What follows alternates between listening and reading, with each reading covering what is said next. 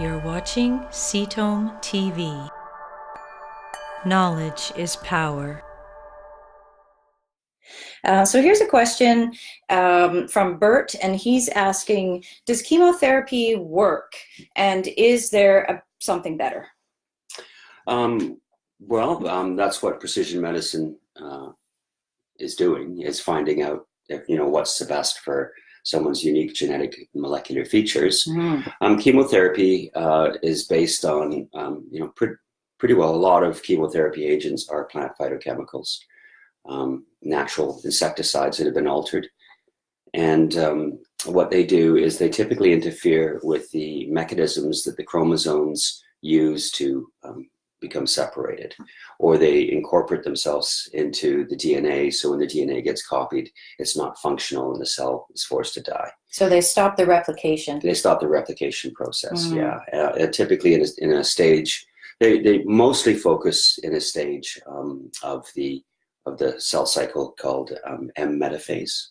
M metaphase, as in M, the letter? Yes. Okay. Yes. It's a part of metaphase. It's a process where the DNA actually gets separated. Okay. And so that's how most chemotherapies work. So they're plant-based phytochemicals. Mostly, yeah. So they start out natural, molds, yes. and then they get kind of amplified or modified. Yes. But something that you said, which I think is important to just expand on, is that okay, so I can't remember exactly how you just said it, but they work by essentially forcing the cells to stop replicating. Yeah, they interfere with cell replication. But they're not selective. No, they're not. Can you say a bit more about that? Yes, so most chemotherapy drugs, they're not selective, they're systemic in that they affect all of the cells in the body.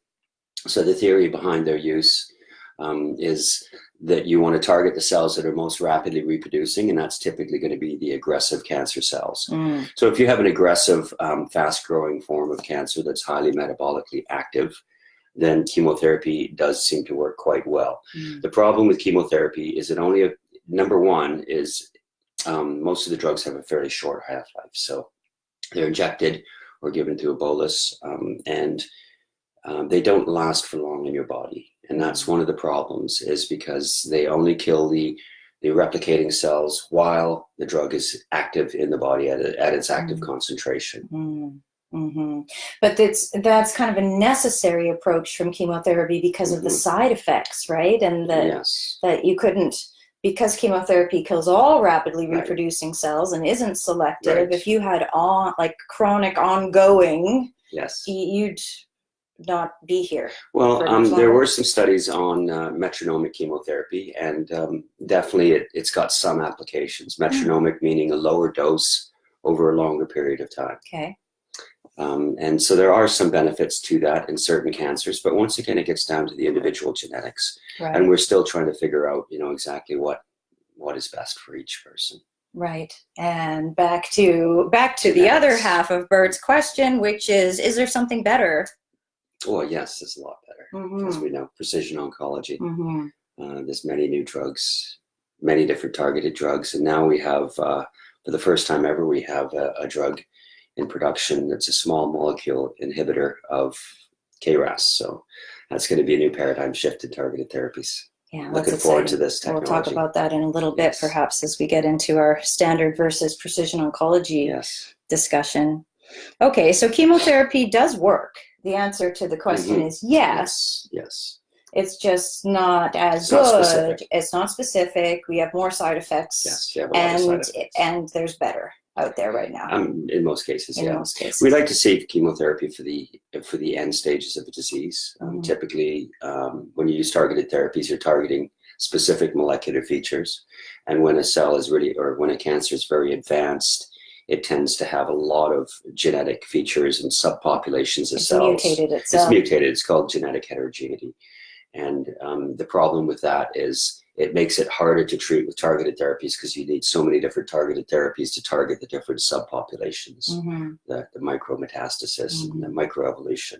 So at that point, would the chemotherapy really be palliative, or would it be intended? It's always palliative, typically. Okay. Very few cases of chemo that are not palliative. I mean, there are some examples, but most of it is palliative. And the reason is chemotherapy drugs in general, and we're talking specifically to a class of drugs called alkylating agents and platinum agents, Okay. And metabolic inhibitors. Those are all types of chemotherapy? Yeah, those are the general classes of chemotherapy drugs. The problem is they don't target stem cells, and that's because the stem cells that cause the cancer, or cancer-causing stem cells, remain in a state of quiescence for most of their existence, and then they're sleeping. They're sleeping. Yeah, they're metabolically active, but sleeping. Mm-hmm. So the chemotherapy drugs don't actually affect them because right. they're not rapidly reproducing. Right.